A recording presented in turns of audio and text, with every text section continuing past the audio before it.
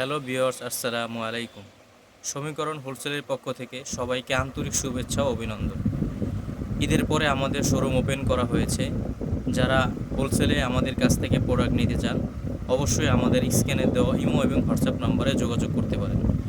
যারা গ্যারান্টি সহকারে প্রোডাক্ট খুঁজতেছেন, অবশ্যই ভালো কোয়ালিটির টি শার্ট এবং পোলো টি শার্ট, পাঞ্জাবি আমাদের শোরুমে আসলেই আপনারা গুণগত মান দেখে বেছে ক্রয় করতে পারেন।